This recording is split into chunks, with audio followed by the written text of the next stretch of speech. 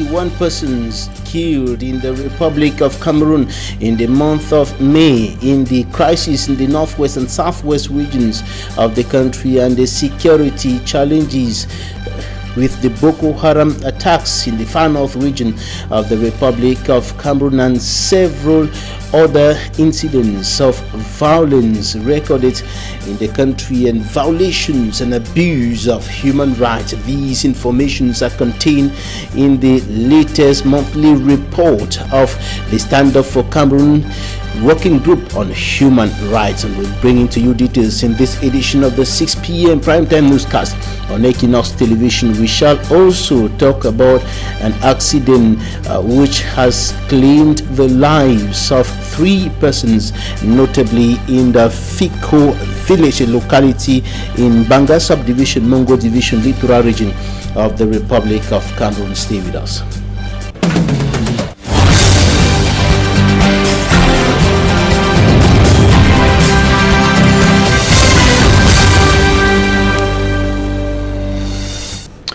The Stand Up for Cameroon Civil Society Platform Human Rights Working Group has said that at least 81 persons were killed in the Republic of Cameroon within the context of the close to 5-year-long armed conflict in the northwest and southwest regions of the country, and the Boko Haram security challenges in the far north region, and several other cases of violence and human rights violations and abuse recorded within the month of May 2021. The organization or the civil society leaders made public their findings today. Charles Ekome has more.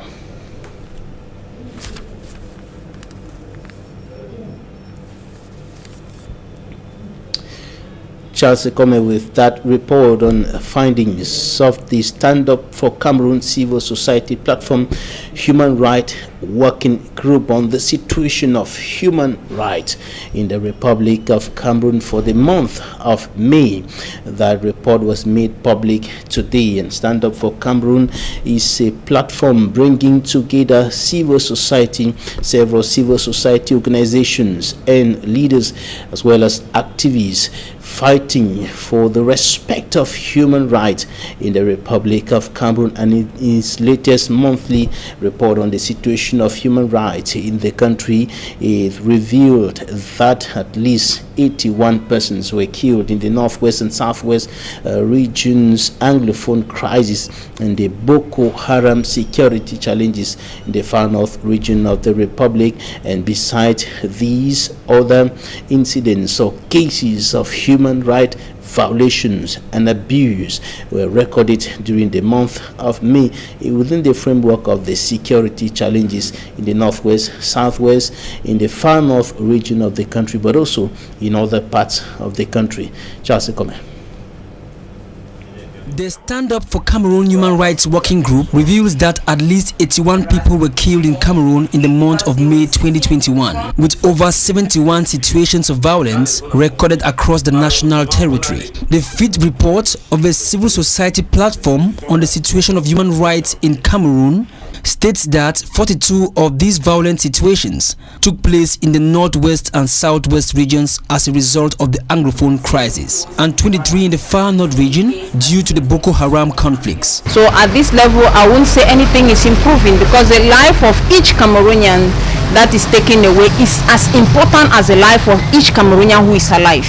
So each and everyone has the right to be safe and to be kept in safe according to the law. The report also highlights the deplorable conditions in Cameroonian prisons. The detention conditions, they are really deplorable, because first of all, when you arrive at the prison, you see that there are warders standing there haunting people as if they were in the market, because they know that each client they have, they are going to have some money. They don't have food. They are being fed once a day, and the population, it is too saturated that the food that is being prepared cannot meet up with their demand.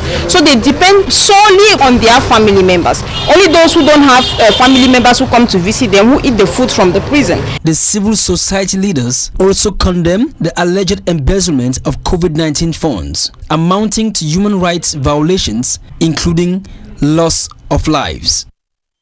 In one of the latest deaths recorded within the context of the security crisis affecting the country, notably in the northwest and southwest regions of the country, is that of the divisional delegate of the Ministry of Economy, Planning and Regional Development for the Indian Division in the southwest region of the country. He was among 6 government workers kidnapped by armed men in the Indian Division southwest region of the country, and latest information streaming into our newsroom indicates that he has been killed by his abductors, and the other 5 delegates are still in the hands of those who abducted them some days ago. We shall be keeping you updated on this. And still within the framework of the violation of human rights in the Republic of Cameroon, Human Rights Watch mounts pressure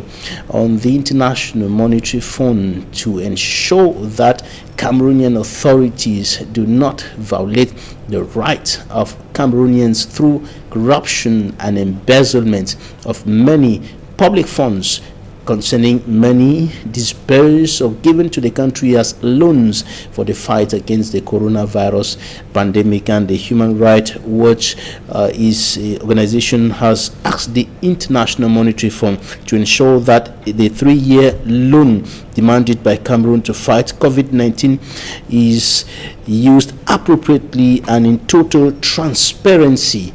This is one of the latest statements made by the rights organization concerning the COVID-19 scandal, the COVID-19 funds scandal in the Republic of Cameroon. Details in this report. Its June 18, 2021 report, Human Rights Watch tells the International Monetary Fund's Executive Board to ensure that a 3-year loan sought by Cameroon is used to meet its human rights obligations and not lost into corruption like the previous loans. The government of Cameroon must make its spendings fully transparent, conduct a comprehensive independent audit of its COVID-19 spending to date, and hold anyone responsible for corruption accountable. Sarah Sadoun, senior business and human rights researcher at Human Rights Watch, decries the act of squandering and stealing loans at a time when Cameroonians suffer from the Anglophone crisis and COVID-19 pandemic. To the Human Rights Watch official, it will be irresponsible for the International Monetary Fund to approve another loan, being the third without safeguards, to ensure that the money goes where it is intended. Human Rights Watch is thus baffled as to how the IMF is poised to approve a third loan, larger program, when it has not addressed the fundamental absence of transparency, despite serious allegations of corruption and mismanagement of the previously disbursed 2 emergency loans totaling $382 million meant to fight the COVID-19 pandemic in Cameroon. According to Human Rights Watch, recent events have been reported by government authorities which make investigation on squandering and stolen funds difficult or impossible. It says between June 7th and 9th, multiple government offices, including the Tax Administration and the National Business Association, were burglarized despite being housed in heavily guarded buildings, with tons of documents stolen, possibly complicating the Justice Ministry's investigation. Human Rights Watch, however, knows that the IMF's attention to corruption has instigated Cameroonian officials to take small steps on transparency and accountability, but faced with evidence of widespread mismanagement and corruption, also that the attention efforts are insufficient and the International Monetary Fund should step that up. 3 persons have died in a road accident in Fiko, a locality in Banga in the Mongo division of the littoral region of the Republic of Cameroon. The victims were killed by a private vehicle that suffered a tire puncture. Details with Semantic and Gabriel. It was an ugly Friday to the inhabitants of Karufu Sansan in Fiko, a town in the entrance to Mbanga in the Mongo division. A private car killed our people and all died on the spot. And all of them did not die. One man and two women. According to witness account, a private car marked Land Cruiser en route to Bafusam from Douala lost control after it witnessed a tire puncture. As a result of that, it knocked 3 persons, a man and 2 women who were on the road going to the farm. On the spot, the 3 died.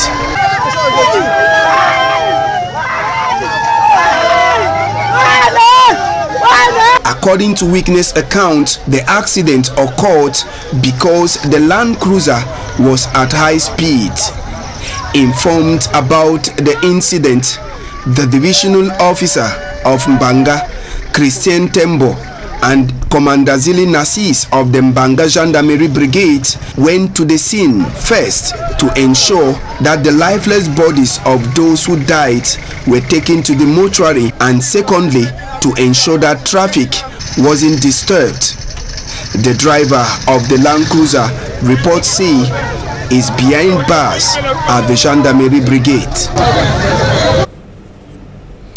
And now this information, the young girl who fell off from the 3rd floor of the story building in her school recently will be laid to rest. Her mortal remains was removed from the Douala Lakentini Hospital mortuary earlier today, and it should be recalled that the young girl fell off from the story building of her school here in Cameroon's economic capital Douala, and she died on the spot after her head hit the ground, and her mortal remains was removed from the Douala Lakentini Hospital mortuary earlier today. And of course, we are talking about the young girl from the Divine International School here in Douala. She is 9 years old.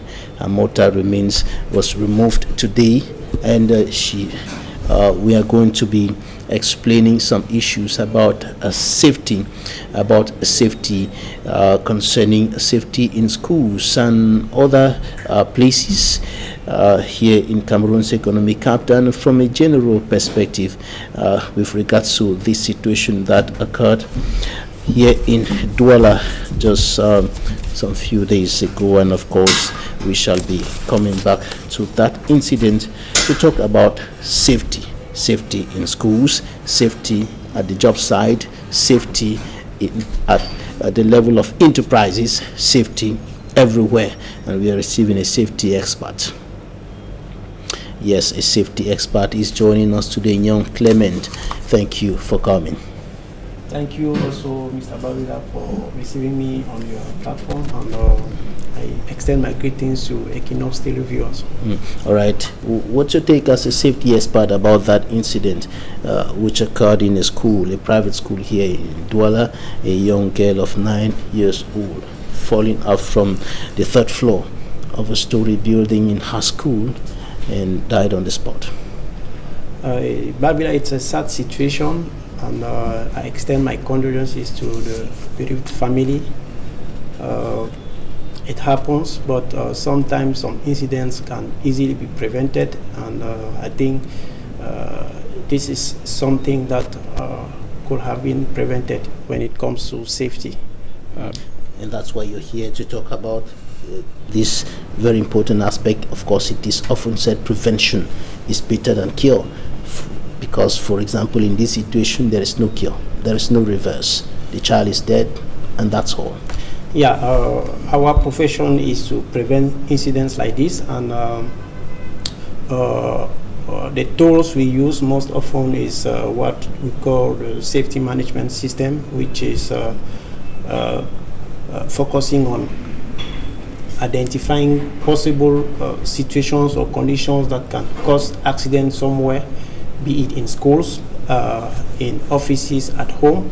So because we're in the context of a school, with a good safety management system, the school it's able to identify that there is this rod that is rust and that needs replacement, because we know in schools during break we have kids who play a lot, and because of that rough play, it's easy for someone to just push the other one, and because these rods are rusted and there is no procedure, there is no safety measures in place to make sure that there is inspection done in schools, around gates.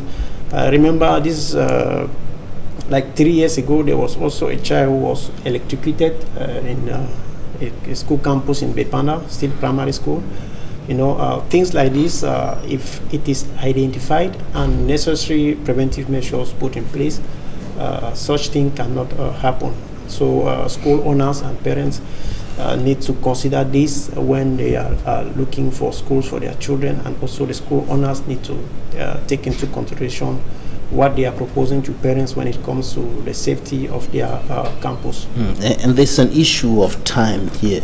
There is an issue of time. Sometimes you indicated that the school authorities have to be checking around to see this rod is getting bad and should be replaced. But when we look at this incident, for example, there is at the level of the balcony where the child fell, there is a section of the rods that were normally built up there to prevent the children from falling. That had fallen off, but it wasn't replaced. It was rather replaced. There was something that was just placed there.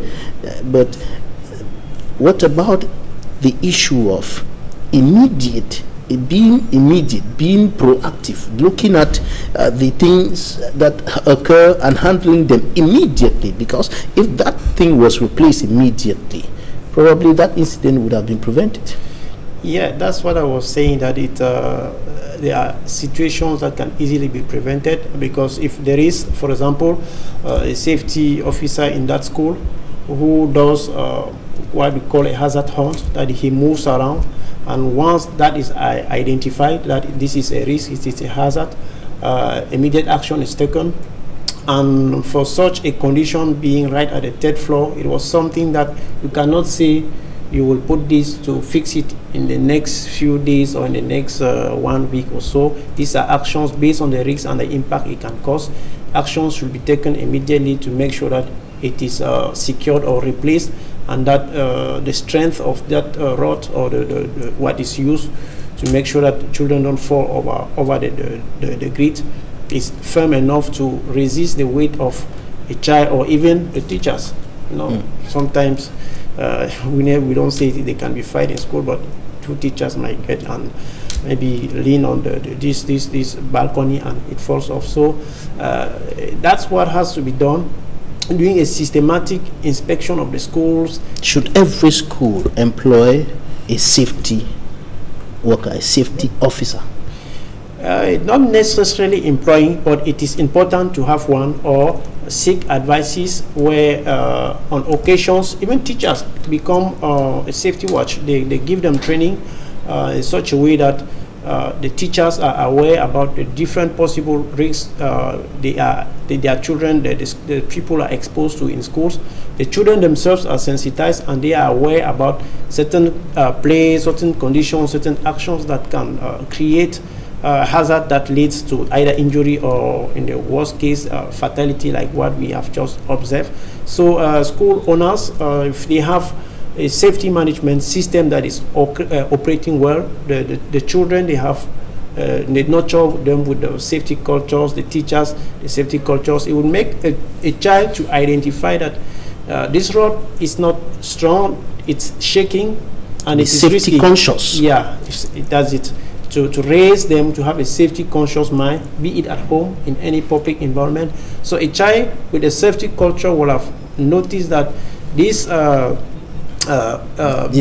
barrier that has been used as balcony is shaking, and will inform the teacher that this is risky, someone can fall off it, and even at the extent where they can even report that to the parent back home, saying that the balcony of our school is shaking and somebody can fall above it. And at this level, the parents can bring that to the attention of the school administration during parents meeting. So safety education. Yeah, during parents meeting in schools, issues like this can be raised, and with a good safety management system, like I said, and if possible, employing a safety officer who is ensuring that the school premises is as safe as possible for the kids, and that the kids as well and the teachers, everybody is aware about how to identify a risky situation and how to correct them and how to prevent them. And this should be done in enterprises, everywhere, at construction sites.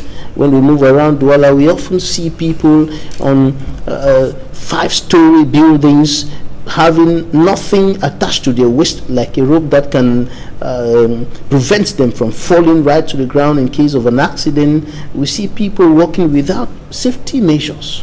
Yeah, that is the sad truth, and it continues to increase the number of people who die at work. The international labor the International Labour Organization reports 2.8 million deaths every year due to work-related accident or illness. And this is because most employers, they do neglect the safety aspect of their work. It not just suffice to put a signboard that safety first, but it is also good to nurture that culture, to provide the necessary resources in terms of personal protective equipment that employees can use should in case they miss something. At least the personal protective equipment is not a preventive measures, it's just to reduce the impact of the incident, but with a safety culture mind, it enables the employee to identify what can possibly go wrong, inform the supervisor, and immediate actions taken. Normally, if they are doing a building, there's supposed to be a certain distance to barricade the area so that people should not get closer to the construction site, because a block can fall off from people are working at height with tools, so tools can fall off and hit someone down. So it's a whole lot of stuff which has to be taken into consideration seriously, and it has impact on the benefits, the profits of the company, because they lose lives, they lose properties, and they lose their experienced workers. Thanks so much, Nyon Clement. Thank you for your time. Thank you for receiving me on your platform, and I wish that the parents will be sensitized with this and to take into consideration safety measures when registering their children in schools. Right, now we take you to the far north region of the Republic of Cameroon, where over 1,000 households have gone without electricity for years. This is a serious problem in Cameroon, affecting almost all parts of the country, including the big cities. Charles Ekome has more.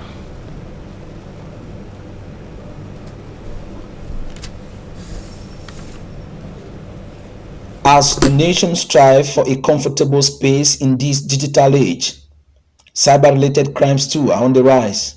The most you are connected, the most you are exposed to threat. So the head of state asked our ministry to organize this national campaign to develop a culture of cyber security. And the Cameroon Minister of Posts and Telecommunications recently took the national campaign for the promotion of cybersecurity culture and sensitization on the responsible use of social media networks to Buea, the Southwest regional capital, and one of the best digital hubs in the nation. The 2 days campaign that started at the Buea Council with an awareness-raising workshop for local authorities, and later a conference at the University of Buea with students, the administration, as well as the academic staff had the same message. Everybody, if you want really to live together, to have a secure country, be aware that your footprint online binds your future. You can promote your life, your family, your country through your footprint. Let us be responsible online. Minister Libom Lilikene Mendomo Minet also met with startups of the Silicon Mountain the next day at P&T School still here in Buea subdivision. And before leaving for Yaoundé, the Cameroon Minister of Posts and Telecommunications held educative talks with young people, encouraging them to use technology as a tool to build their future. Now to the far north region of the Republic of Cameroon, where about 1,000 households have gone without electricity for several years today, and this is a problem that is further complicating their living conditions, already made quite difficult with the insecurity caused by attacks from militants or by militants of the Nigerian terrorist sect Boko Haram.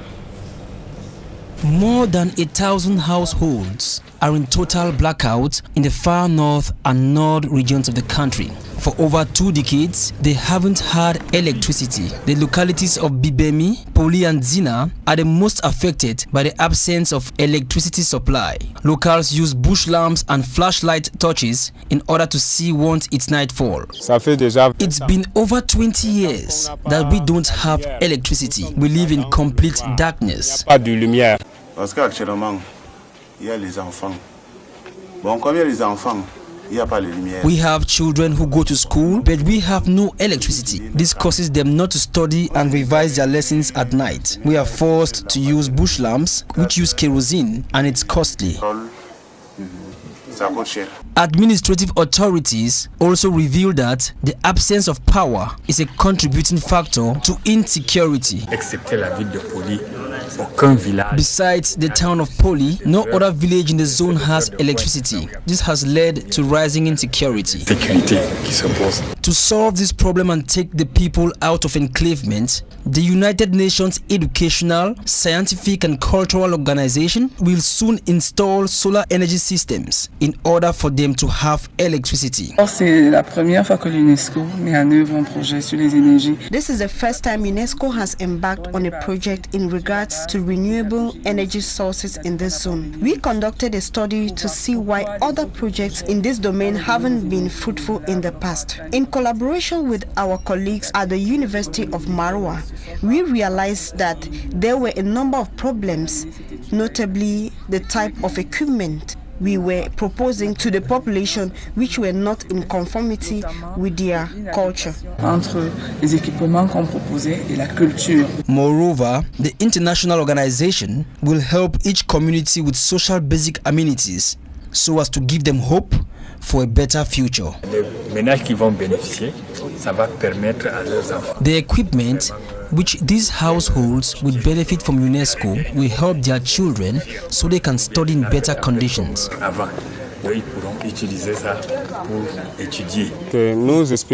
We are hoping that this project, which has begun, will be completed as expected, because so many projects are usually launched and they never get to fruition.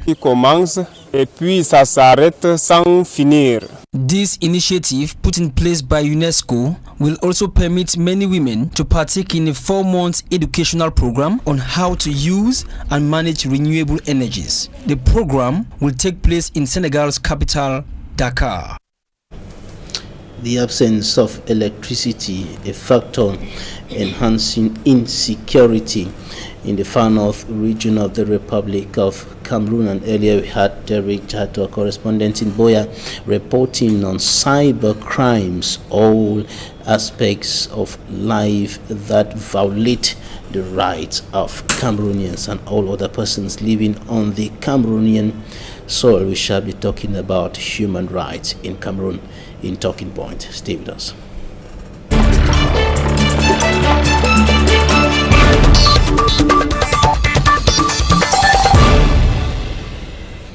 We're talking about issues in the Cameroonian society, the violation of human rights in the country. Lemnier Mercy is a civil society activist, member of Stand Up for Cameroon Civil Society platform. Thank you for joining us today. Thank you, Mr. Babila. Thank you for having me here with you.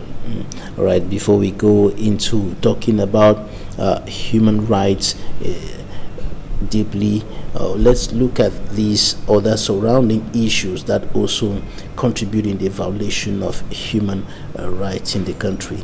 People living for years without electricity and suffering the consequences. Some attacked on the internet through cyber crimes by cyber criminals, of course. These are some of the ills that seem to be growing in the Cameroonian society, despite all the efforts by government and other stakeholders to put an end to all these practices or to reduce the impact of these practices on citizens. Well, Mr. Babila, I will just be very brief. We live in a situation where the system put in place is not really conscious of so many aspects, because talking about the light issue in the far north region, you come to discover that not only the far north region has that problem, or those people have the problem. There are so many places all over the national territory where there is no light.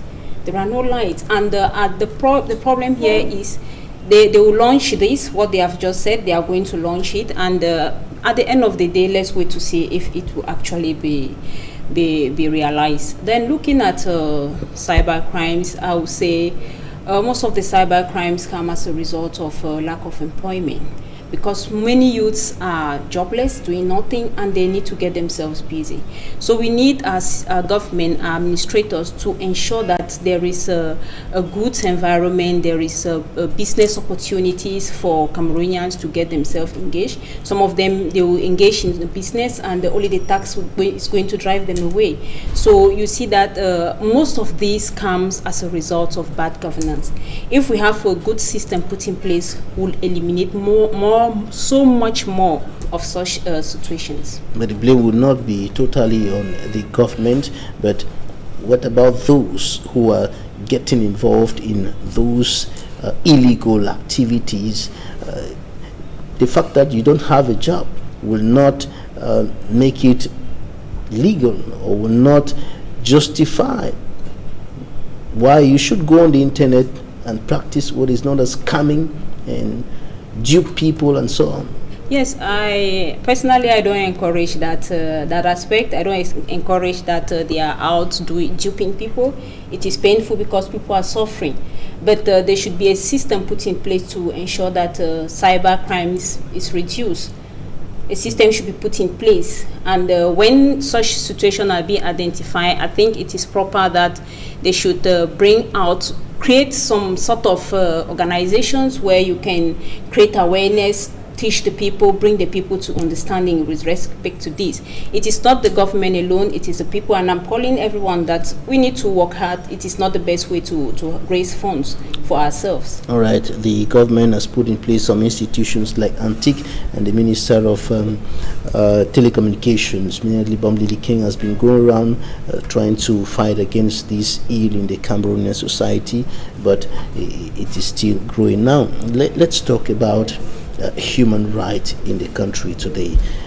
In the last report of the Stand Up for Cameroon Civil Society Platform Human Rights Working Group, you highlighted a series of violations, including killing of civilians and even soldiers in the northwest, in the southwest, and in the far north region of the country. What's the global situation as of now, as far as human rights in the country is concerned? Is it improving? Are we regressing, moving backward in terms of respect of human rights in Cameroon? Mr. Babila, I would say it is fluctuating. It is not improving, because you come to discover that some months it drops. Like in January, it was at 59, and when you come to February, it dropped to 59 persons who died, who were killed. And in February, it was 49, so it dropped actually. But in March, it went up to 100. Last month, it dropped down to about 65, if I'm not mistaken. And today, as we speak, we have 81 persons who have been killed. And when you look at it, Mr. Babila, from the past 5 months that we've been carrying out this report, we have a total of 325 persons who have lost their lives already. And we have about 90 kidnaps. Then we have 32 explosives. I mean, with this, it calls for concern, Mr. Babila, because each life of each Cameroonian that dies as a result of maybe negligence, maybe of something that could be managed and is not done, it is really a problem. Just as they are dying, they have the right to live just like you and I have the right to, as we are living today. So each Cameroonian that dies, it's a loss to the nation. Right, and as we speak now, there are some government workers, 5 of them, who are in captivity, divisional officers or divisional delegates in the Indian division, and we got information today that one of them, they were kidnapped, 6 of them, one of them has been killed, the divisional delegate of the Ministry of Economic Planning and Regional Development, and such reports keep coming on and on again. Yes, Mr. Babila, actually we had that information because we've started already gathering information for them this month, and while sitting outside there I saw that there was already a person who was killed, and you see that all this is because we don't want to sit down to talk. We don't want to sit down to talk, because if there was a genuine dialogue that had been put in place, that everyone was involved in it, we would have sought out this problem before we are reaching at this level where we are losing even the authorities. It is not only that person who dies that we really need to cry out. Every Cameroonian, the military, they are dying. The civilians are suffering as a result of this. So it is a matter of bringing everyone together. Let us sit down on a table and discuss this out. This is where I believe we can have a real solution to this problem, to get the root cause, to know our history and know the root cause of the problem and try to sort it out. All right. Now, away from the number of persons who have been killed in the crisis in the northwest and southwest regions and in the far north region with the Boko Haram issue, the other instances of human rights violations equally seem to be growing, seem to be increasing by the day. Yes, not just in the northwest and in the southwest, we have, because looking at our reports, you also discover that we have records on the violations all over the national territory, and it is increasing. You have illegal arrest, you have torture, you have so many aspects of human rights violations are being taking place all over the national territory. But most of the focus goes to the northwest because more is being spoken about. You go to the social media, you get it. We also have those from other regions. We have recorded them, they are in the reports, and you see it is a matter that everyone is concerned. Every Cameroonian is concerned about this. Every Cameroonian is involved to ensure that the rights of your neighbor is being protected. You should be your neighbor's keeper. So we are calling on just the Cameroonians to enable, to support their neighbors when they see that their rights are being violated. Right, and today marks exactly 9 months after some of your comrades, some of your co-workers were arrested. 4 or 5 of them were arrested, members of Stand Up for Cameroon Civil Society platform, and they have been in detention till today. Yes, Mr. Babila, we have 4, exactly as you said, exactly 9 months today, and coincidentally it's a Friday too, because they were retiring from a Friday in Black, and on their way they were arrested, and today they are in jail. We have Tama Etienne, Musa Bello, Nana Collins. Nana Collins protested. He was one of those who were arrested in action on the 22nd. You have Mira Andon and you have Telemimbu. These are the people who have no crime, with whom we don't even understand why they were being arrested. And they are there lamenting, and they risk a penalty of life imprisonment for a crime we don't understand. We are unable to identify really what is happening. What are the lawyers saying? Have they got a legal explanation to what is happening? Well, Mr. Babila, I will tell you that the lawyers are trying their best, but so far they have been called already 3 times in the courts. And the 3 times that they have been called, the case has been adjourned. The first time, the reason was that the panel of judges was not complete. The second time was the fact that they said they were not present in court. That's what the judge said, and she adjourned the case. And while they were sitting in front of the judge, in the courtroom, and she said, oh, they are not present, and so we adjourned the case to the 9th. And on the 9th, Actually, we were there as usual to support them, to encourage them, and when their case was called up, to our greatest surprise, the government lawyer said he is not ready to go in for a debate with respect to the case. It was like, you are the one convoking these people for a crime we don't know. You are the one bringing us here. You are the one who is telling us you are not ready. For 8 months, you are not ready. When will you then be ready? So at this point in time, we are waiting the 14th of July, where the case has been adjourned, and we hope that we get a better result. Limnu Mercy, member of Stand Up for Cameroon, thank you for joining us today. Thank you, Mr. Bubile, and thank you for having me here. Thanks, ladies and gentlemen, for staying with us in this weekend edition of the 6 p.m. primetime newscast on Equinoxe television. Equinoxe War comes up next.